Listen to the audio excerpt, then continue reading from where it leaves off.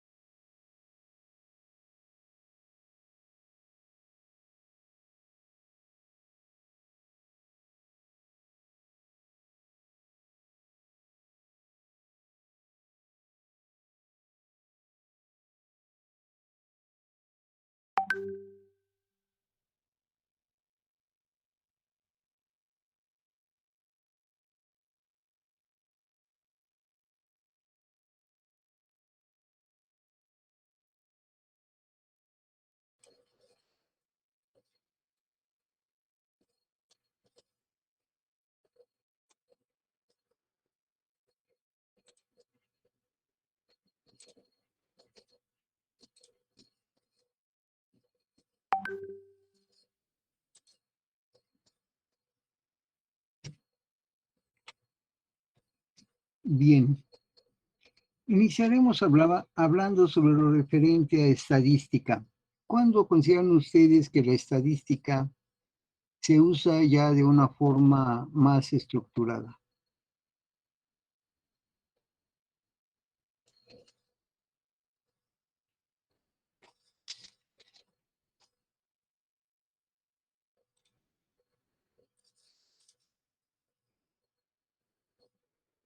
¿Alguien que pudiera comentar?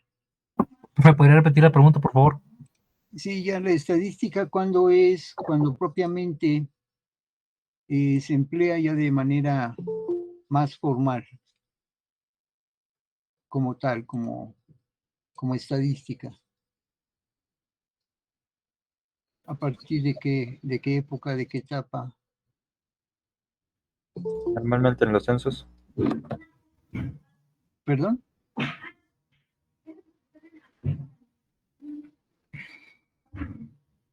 Profe, pues yo creo que las estadísticas las utilizamos pues, en muchos ámbitos, ¿no? O sea, desde temas tan simples como deportivos, como también monetarios.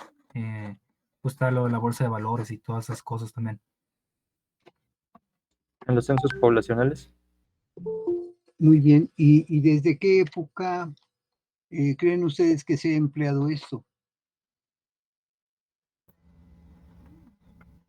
Pues yo pienso que pues ha sido casi de toda la vida, ¿no? Porque en muchos aspectos de nuestra vida diaria ocupamos la estadística, desde llevar un conteo de cómo administramos nuestro dinero, nuestro sueldo, nuestros gastos, hasta, como comentan mis compañeros, cuando se realiza un censo de población para contabilizar un cierto número de personas que padecen de alguna enfermedad o en este caso ahorita del COVID.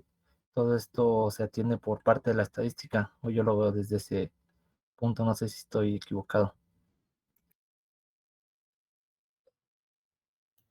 Ok, ¿alguien más? Tal vez cuando pues los primeros pobladores dejaron de ser nómadas y se volvieron sedentarios, ¿no? Para organizarse, eh, al contar, no sé, alimentos, organizarse para pues la casa y ver que los suministros pues les alcanzaran, ¿no? Bueno, eso es lo que yo creo. Ok, ¿alguien más? Disculpe, profesor, la pregunta es, ¿dónde se ha visto, cómo se desarrolló la estadística? Es que no alcancé a escuchar bien. ¿En qué época? ¿En qué época es ya cuando se formaliza el empleo de la estadística? Alguna vez escuché que una feria pasaba, bueno, una historia, no sé qué tan cierta sea, me parece que es cierta, que una feria pasaba y quien adivinara el peso de una vaca iba a ganar un cierto dinero, no recuerdo cuánto. Entonces, las opiniones eran muy variadas, pero a alguna persona se le ocurrió hacer como una contabilización de esas cifras y un promedio, y resultó que ese promedio era el más acertado al peso. Utilizó ahí la estadística. No sé si tenga algo que ver con eso. Ok, ¿alguien más? Podría ser también como desde la época medieval. En ese entonces era cuando utilizaban, así como dijo mi compañero, el ejemplo de la vaca, todo ese tipo de cosas se contabilizaban desde ese entonces, podría ser. Bueno, no sé, yo pienso eso. Bien, ¿alguien más?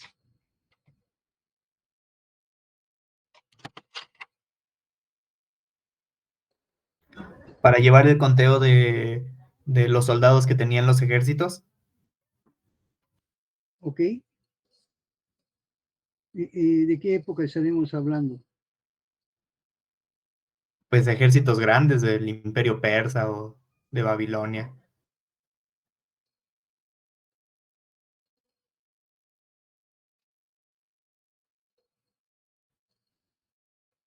Ok.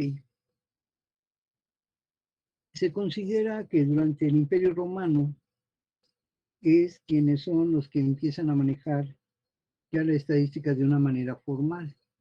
Como ustedes lo señalaron, los elementos que ellos contabilizaban eran, por ejemplo, el número de pobladores que conformaban el sitio que habían conquistado, cuántos eran hombres, cuántos eran mujeres, cuántos eran adultos, cuántos eran niños, cuántos animales tenían, la extensión de tierra, etc. Entonces ahí es cuando se empieza a formalizar lo que viene siendo el uso de la estadística. Para ello, la estadística se divide en dos aspectos. Una es la estadística descriptiva o deductiva y la otra es la estadística inferencial o inductiva. Aquí a la estadística, por ahí uno de los compañeros hacía alusión que su gama de aplicación es muy amplia, efectivamente, y por ahí se puntualiza el aspecto de carácter científico, cuando se emplea una metodología, cuando se emplea el método científico. Entonces lo que hacemos es, bueno, pues se toman los datos, estos se van organizando, se presentan y posteriormente llegamos a un análisis. Por ahí precisamente cuando hablamos del aspecto de deducción, entonces la deducción nos conduce precisamente a la estadística descriptiva o deductiva. Ahí exclusivamente lo que hacemos, lo que se hace es señalar cuáles son las características del problema, de los elementos que integran ese marco referencial. Pero cuando ya tenemos que tomar una decisión sobre ellos, entonces ya hacemos uso de lo que viene siendo la estadística inductiva o inferencial. Ya en ella nosotros podemos establecer algunas alternativas de solución. Por ejemplo, ahí el compañero hacía mención en lo que está ocurriendo ahorita con la pandemia. ¿Por qué se pasa de semáforo amarillo a verde o por qué de verde se pasa a naranja? ¿Qué elementos están ahí contemplando? Bueno, pues sabemos que es, por ejemplo, el número de personas que empiezan a presentar la sintomatología. Esto se va detectando por el número de personas que están hospitalizadas, a su vez por las defunciones que se van presentando con respecto a ello. Y ustedes recordarán que posiblemente al inicio de la pandemia se empezaron a manejar unas gráficas. Entonces en las gráficas se veía cómo iba la tendencia a la alza hasta que llegaba un momento que llegaba al punto mayor, al punto más alto, y en ese momento empezaba la disminución y se pensaba que ahí la pandemia se iba a extinguir. Sin embargo, bueno, pues sabemos que como el virus empieza a tener variantes, empieza a tener otro tipo de características, pues entonces la pandemia vuelve a retomar otro planteamiento y ahí se va incrementando, ¿no? De tal forma que empezamos a hablar de la Delta y actualmente hablamos de Omicron y se habla que en Europa ya empezó la quinta ola, en tanto aquí en América se está confrontando la cuarta. Entonces, pues todo esto son datos estadísticos, se va señalando el número de hospitales que se ven rebasados por la atención que están prestando a los pacientes, etcétera. Todo esto entonces nos permite manejar lo que viene siendo el aspecto estadístico. Después nos marca lo que viene siendo la probabilidad. La probabilidad va hermanada de la estadística. Entonces, en la probabilidad nosotros podemos determinar el porcentaje, si se toman determinadas medidas precautorias, aproximadamente cuántas personas o cuánta población se va a ver con este tipo de problema o cuánta población no. ¿Quiénes son los que están más expuestos o que si tienen algún tipo de contagio de esa índole les es más difícil superarlo? Y razón por la cual, bueno, ustedes han visto por ahí que se empezó a aplicar la vacuna a un determinado número de personas a una cierta edad y pues se ha venido esto disminuyendo en cuanto a la edad. Pues ahora sí que se establece una gran incógnita cuando se hace alusión si es conveniente aplicarlo a niños o no. Sin embargo, se ha visto casos de niños que han fallecido precisamente por este tipo de contagio. Entonces, ahí es cuando se cuestiona las alternativas que se van a tomar. Y en ese momento se señala, bueno, si se aplica la vacuna, la probabilidad de que se tenga presente el problema es tal porcentaje, si es determinada edad es tanto, etc. Entonces ahí viene inmerso lo que viene siendo la estadística y la probabilidad. Y entonces hablamos de la población. Cuando hablamos de la población, bueno, pues sería ver todas las personas que inicialmente estaban arriba, no sé, de 70 años, ¿no? Y se dijo a ellos va a ser los primeros que se les va a aplicar. ¿Por qué? Se tuvo que analizar a toda la población que tenía más de 70 años, pues era difícil.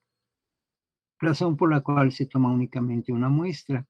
La característica es que la muestra tiene que ser representativa de toda esa población, entonces se analizan unos cuantos casos y conforme a la muestra que se haya tomado, entonces se puede manejar un planteamiento más tangible de lo que pudiera subsanar el problema que se está presentando. Toda razón por la cual se dice, ok, la población de tal edad es la primera que va a recibir la vacunación, después el siguiente bloque, y así se ha venido esto escalando.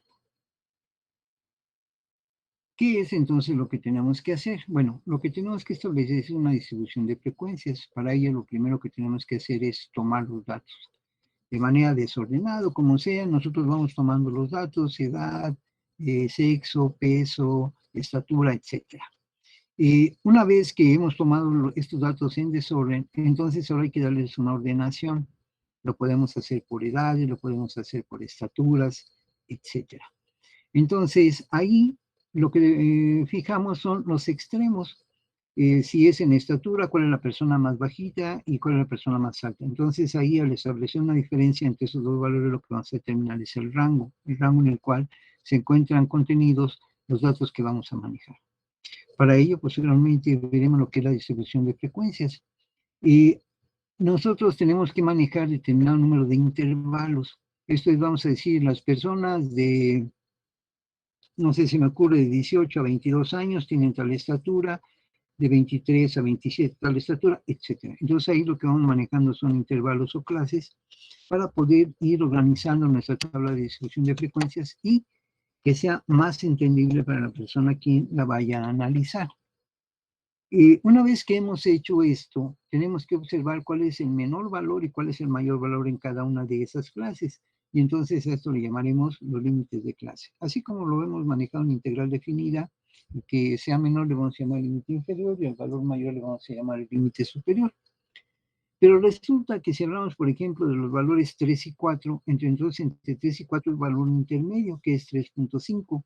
Ese tipo de valor entonces se le llama límite real. Y también para cada uno de esos intervalos que hablamos de manera normal va a haber límites reales. Si hablamos, por ejemplo, de 2, 4, entre 2 y 4, entonces un límite real sería 4.5 y 1.5. Esto es uno que esté antes y uno que esté después de manera equidistante. Y esos van a ser los límites reales. Es importante que esto lo ubiquemos porque dependiendo el factor que vamos a calcular será entonces el valor que nosotros vayamos a usar. Vemos entonces cuál va a ser el tamaño o anchura de un intervalo de clase. Aquí lo que se sugiere es que todos los intervalos sean de la misma longitud para que nosotros al efectuar el análisis sea más real de lo que estamos manejando. Entonces, si por ejemplo decimos, bueno, voy a tomar valores de 0 a 3, perfecto, entonces al 0, 1 es 2 y el 3 son 4 valores. Entonces el siguiente sería 4, 5, 6, 7, entonces sería de 4 a 7. El siguiente sería 8, 9, 10, 11, entonces sería de 8 a 11. Y así los van manejando exactamente con la misma anchura o tamaño para que el cálculo sea más certero. Pero resulta que si hablamos del 1 al 4, bueno, pues tenemos nosotros ahí, para valores del 0 al 4 tenemos el 0, el 1, el 2, el 3 y el 4. Tenemos 5 valores. Para efecto de cálculo, ¿cuál de los 5 vamos a tomar? Bueno, en este caso vamos a tomar el que se encuentra en la parte central, que también se denomina como marca de clase o punto medio. Entonces, si habláramos de los valores 0 a 4, el valor que se encuentra en la parte intermedia es el valor 3. Por lo tanto, el 3 vendría siendo la marca de clase de ese intervalo. Por lo tanto, aquí nos especifica que para que cuando nosotros hayamos nosotros recabado los datos, ¿qué es lo que debemos realizar para poder establecer nuestra tabla de distribución de frecuencias? Entonces, lo primero que debemos ubicar es cuál es nuestro mayor valor y cuál es el menor valor de los valores que hemos nosotros registrado. Y de esa manera, como dijimos hace un momento, obtenemos el rango, que quedamos que es la diferencia entre el valor mayor y el valor menor.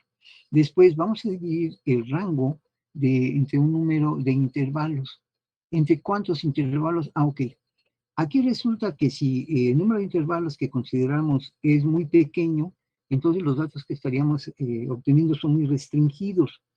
La interpretación sería muy complicada, no sería muy completa. Y por otro lado, si lo hacemos muy grande, casi de uno en uno, pues entonces sería mucho trabajo y tampoco nos podría permitir analizar con detenimiento el problema que estamos trabajando.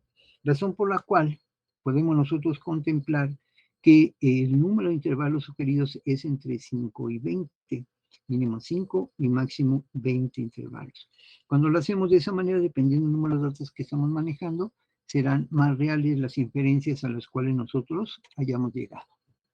Y finalmente, podemos determinar el número de observaciones que tiene cada intervalo de clase. O sea, aquí lo importante es ir viendo cada caso en qué intervalo va cayendo, y esto lo determinamos, lo consideramos como las frecuencias de clase.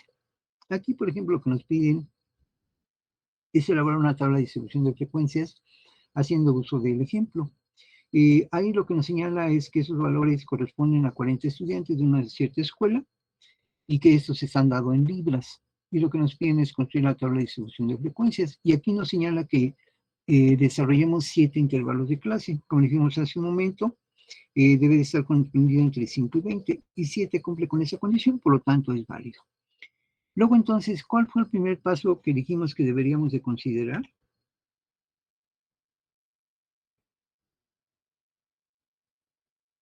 Buscar mayor y menor. Ok, ver los valores mayores y menores. Y aquí en los valores que tenemos en pantalla, ¿cuál será el mayor y cuál será el menor?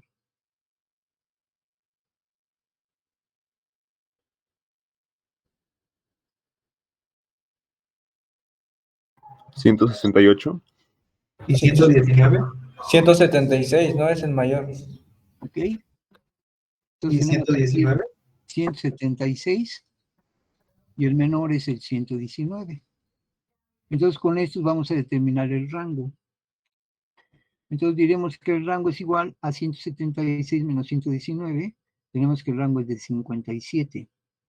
Como lo que nos están pidiendo es que manejemos 7 intervalos, entonces estos 57 valores los dividimos entre 7. Quiere decir entonces que debemos de tener 8.14. Ese 8.14 lo aproximamos a 9, porque si únicamente tomáramos la cifra 9, no tendríamos 7 intervalos, sino que tendríamos 8. ¿Habría algún problema? No, no habría problema.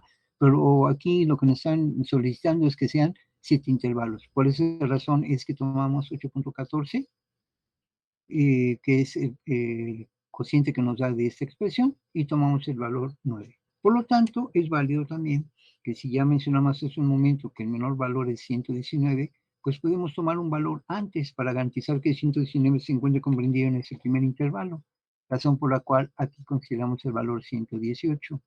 Entonces, según esto, dice que deben de ser 9 valores, por lo tanto sería 118, 119, 120, 121, 122, 123, 124, 125 y 126. Son 9 valores. El siguiente entonces sería de 127 a 135, el siguiente de 137 a 144 y así sucesivamente. De tal forma que garantizamos que en el primer intervalo se encuentra el menor valor de nuestros datos, que fue 119, el cual efectivamente se encuentra en 118, 126, y nuestro mayor valor, que fue 176, también se encuentra en 172, 180.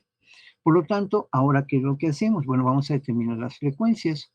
Tenemos, por ejemplo, el valor 138 y 164. Entonces, el valor 138 está en la tercera clase, y ahí marcamos el valor 138.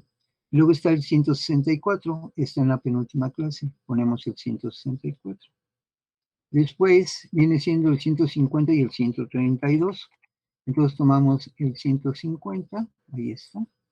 Y luego el 132, ahí está. Y entonces haríamos lo mismo con todos los demás datos, de tal forma que los iríamos tabulando. Y de esa manera podríamos observar que en el primer intervalo, 118, 126, tenemos un total de 1, 2, 3 frecuencias. En el de 127, 135 tenemos 1, 2, 3, 4, 5 frecuencias y así sucesivamente. De tal forma que el efecto a la sumatoria de la columna de frecuencias lo que tenemos son 40. Y checamos que efectivamente nos dice que los valores que tenemos aquí son 40, por lo tanto coincide. ¿Hasta ahí alguna pregunta, alguna duda? Profe, yo tengo una. Dígame. Ya ve que había dicho que el menor era de 119, pero usted ya ve que tomó el 118. En este caso, ¿se tiene que hacer dependiendo o siempre se tiene que hacer eso? De que... No, si usted quiere a partir del 119 no hay ningún problema, lo puede dejar. Puede arrancar usted con 119 sin ningún problema. Ok. ¿Sí? Puede usted arrancar 119, entonces lo que sería 119, 125, 126, 134 y así sucesivamente. Nada más lo único que usted tendría que observar es que en su último intervalo garantice que quede el valor mayor, que fue 176. Sí, está bien, o sea, igual los límites que establecimos, pero al final pues nos tiene que dar el total, ¿no? Para verificar que sí estemos bien. Así es. Entonces, por ejemplo, aquí en este 118, 126, podemos decir que el límite inferior es 118 y el límite superior es 126. En 127, 135, el límite inferior es 127 y el límite superior es 136. Entonces, entre 126 y 127 tenemos el valor 126.5, que está exactamente a la mitad. Entre 135 y 136 tendríamos el valor 135.5, que estaría a la mitad. Por lo tanto, 126.5 sería el límite real superior de esta clase. Pero ese 126.5, que también pertenece a este intervalo, sería el límite real inferior de esta segunda clase. Y el 135.5 sería el límite real superior de la segunda clase. Pero este límite real superior, 135.5, sería el límite real inferior de la tercera clase y así sucesivamente. Entonces, esos valores límites reales son los que estarían entre valor y valor, tanto en la parte superior como en la parte inferior, pero tanto en uno es límite real superior, en la primera clase, en el siguiente el límite real inferior, y así sucesivamente. Aquí tendríamos el 180.5 y por ende aquí tendríamos el 117.5. ¿Preguntas? Sí, profe, yo tengo una duda. Creo que es Dígame. en la diapositiva anterior, donde estaba el 8.12, pero se tomaba a 8.14. ¿Por qué se tomaba el 9? Ah, ok. Porque si usted toma nada más 8, entonces ya no le van a quedar 7 clases, le van a quedar posiblemente 8. ¿Hay algún problema? No, porque estaría usted de norma. ¿Verdad? Recuerde que dijimos que estaba entre 5 y 20. 8 está en 5 y 20, sí. Pero si queremos que se apegue a lo que nos pide el ejercicio lo que nos pide es que sean 7 intervalos. Por esa razón es, cuando redondeamos 8.14 nos va a dar 9. Bueno, bajo este criterio, ¿qué es lo que podemos señalar? Más adelante, si nosotros vamos a efectuar un cálculo, entonces decimos, bueno, con nuestra producción podemos manejar 8.5 piezas, 8.14 piezas. ¿Usted qué le dice a su cliente? ¿8 o 9? 9. Entonces, ahí, aunque sabemos que por norma tendríamos que obtener el punto 5 para redondearlo al máximo, aquí en estadística, como mencionó el compañero, este valor, aunque no se aproxima al punto 5, hay que tomar el inmediato superior, por cuestión de criterio estadístico. ¿De acuerdo? Ok, profe. Sí, entendido. Gracias. Ok. ¿Qué tipo de gráficos podemos manejar? Bueno, arrancamos con lo que son los histogramas. Precisamente aquí lo que tenemos ya es una tabla de distribución de frecuencias, pero yo quiero que mi cliente vea así con mayor impacto los datos que estamos virtiendo aquí. Ok, entonces, ¿qué podemos hacer? Lo podemos hacer a través de gráficos. Tenemos el histograma. Entonces, este histograma o histograma de frecuencias, lo que tenemos es una serie de rectángulos. Ustedes por ahí habrán recordado que posiblemente ya trabajaron con lo que viene siendo el diagrama de barras. El diagrama de barras, la única diferencia es que las barras están separadas. Quiere decir ahí que el tipo de datos que estamos manejando son los límites normales, 118, 126, 127, 135 habría una separación. Por eso es que ahí las barras van separadas. Ese es un diagrama de barras. En el histograma, como aquí los rectángulos van pegados, entonces lo que estamos considerando son los límites reales. Sería 126.5, 135.5, 144.5, entonces las barras ya ahí van pegadas, por eso se le denomina este histograma. Entonces aquí, sobre la base, lo que vamos a tener como centro de cada una de esas barras, van a ser las marcas de clase. Y la longitud, bueno, pues va a ser igual en cada intervalo. Por eso decíamos que aquí es conveniente que el número de datos que estemos manejando en cada intervalo sea el mismo. Aquí tenemos 9 valores, 9, 9, 9. De 118 a 126 hay 9 valores, y así sucesivamente. No tenemos una clase que sea con menos y otra que sea con más. No, todas son exactamente de la misma amplitud. Y por lo tanto, en el gráfico, pues las superficies van a ser proporcionales a las frecuencias de clase. Entonces aquí, si tenemos 3 clases, bueno, pues el tamaño de la barra va a ser conforme a 3 unidades, y aquí tenemos 5, será relativamente un poco mayor que la anterior, y así sucesivamente. Aquí nos dice que si los intervalos de clase tienen todos el mismo tamaño, las alturas son proporcionales, las frecuencias de clase, entonces aquí esto no nos va a generar ningún tipo de problema. ¿Cuándo sí tendremos que hacer un tipo de cálculo diferente? Bueno, cuando no sean del mismo tamaño y las alturas también sean calculadas. Entonces aquí nosotros mismos generaríamos un mayor tipo de trabajo. Por lo tanto, lo conveniente es que los intervalos sean de la misma dimensión para que el tipo de trabajo que desarrollemos pues sea un poquito menor y a su vez sea más entendible para la persona quien lo esté analizando. Aquí tenemos un histograma. Entonces aquí en el histograma vemos que punto 95 es la marca de clase, 2.45 es la marca de clase y así sucesivamente van a ser nuestras marcas de clase. Pero vemos que aquí estos son los límites reales. Por lo tanto, este límite real, que vendría siendo el superior de la parte azul, va a ser el límite real inferior de la parte amarilla. Y el que es el límite real superior de la parte amarilla es el límite real inferior de la parte rosa, y así sucesivamente. Y entonces aquí tenemos que el número de estudiantes van a ser las frecuencias. Por lo tanto, aquí vemos que son 2 frecuencias, aquí tenemos 5, aquí tenemos 12, aquí tenemos 6, y aquí tenemos 3. Ok, ¿qué pueden ustedes notar en este diagrama? ¿Qué pueden observar?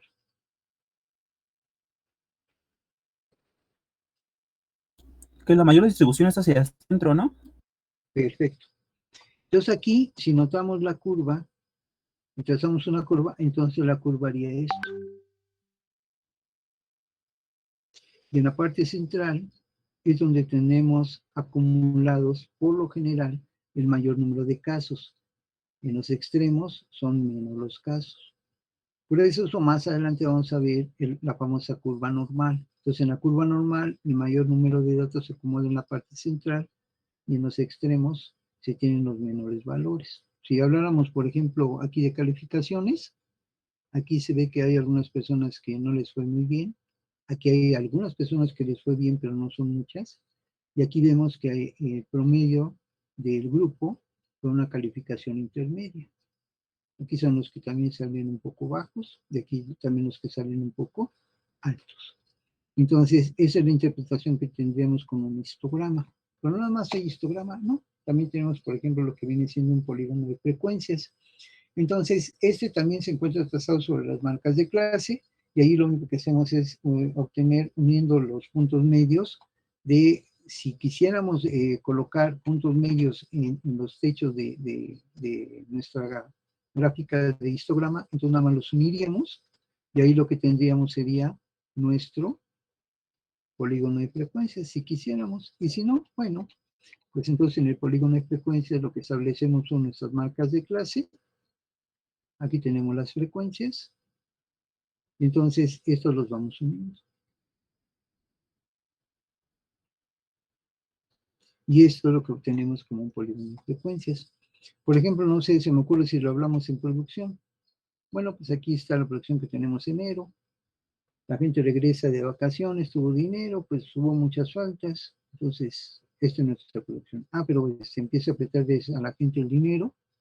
Entonces empieza a trabajar más, tenemos mayor producción.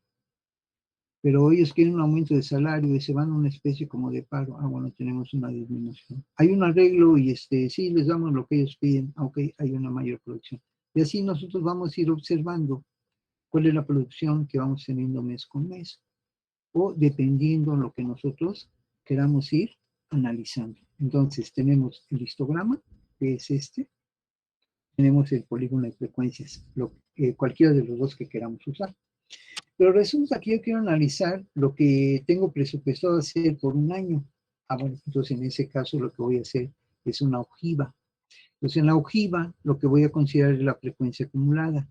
Lo que hice en el mes de enero, después lo que hice en el mes de febrero, pues es enero más febrero. Lo que hice en marzo, bueno, es enero más febrero más marzo. Y entonces ahí lo que vamos manejando es nuestro polígono de frecuencias. Entonces aquí contemplamos lo que son los límites reales superiores sobre el eje de las X, y las frecuencias, pues las frecuencias son las acumuladas. Entonces una ojiva es esta. Aquí, por ejemplo, hablamos de 60, en el valor 0 cuando arrancamos. Después en el 65 ya estaríamos aproximadamente en punto 2, y ahí nos vamos. Entonces en el mes de enero tenemos una producción, en el mes de febrero es esto más lo que tengo aquí. Luego en el mes de marzo, abril, mayo, ya termina el año y entonces veo si realmente fue lo que yo pacté producir desde el inicio del año, si realmente fue el número de piezas que yo tenía pensado desarrollar durante el año. Y si no, pues en un momento dado ver dónde tuve yo mis problemas, cuáles son mis cuellos de botella, si se me descompusieron las máquinas, si hubo alguna huelga, si la materia prima no me llegó, si hubo algún problema de enviar el producto al mercado, etcétera. Analizar por qué situación en un momento dado hay un estancamiento en la curva que yo pretendía que fuera incrementándose de manera paulatina. Bien, tenemos como referencias a Lipschitz, probabilidad de McGraw-Hill, Series-Chance, o bien al Spiegel, estadística editorial McGraw-Hill, Series-Chance, o alguno de los textos que por ahí mencionamos. ¿Preguntas?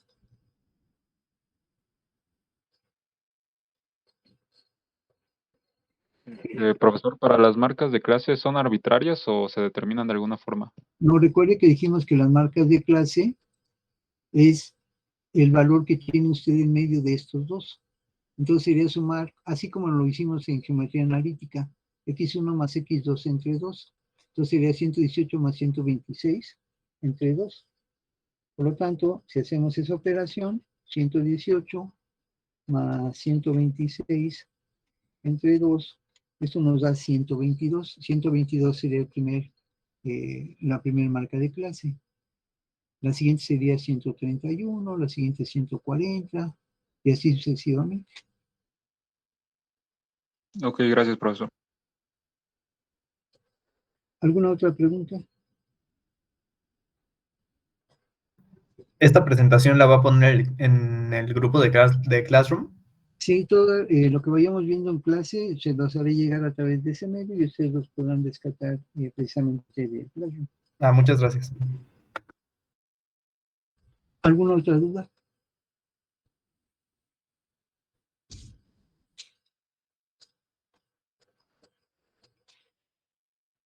Creo que no, profe.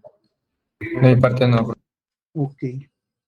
Bien, nada más les voy a pedir un favor. El próximo martes no podré estar con ustedes. Entonces, si son tan amables, nos veremos el día jueves, por favor. Sí, está bien, profe, no se preocupe. Ok, pues les agradezco mucho su atención. Espero que pasen bien su fin de semana largo y estaremos en contacto, si son tan amables, a través de este medio el próximo jueves. Igualmente, profe, cuídese mucho. Está bien, profe, igualmente, excelente fin de semana, nos vemos. Gracias, profe.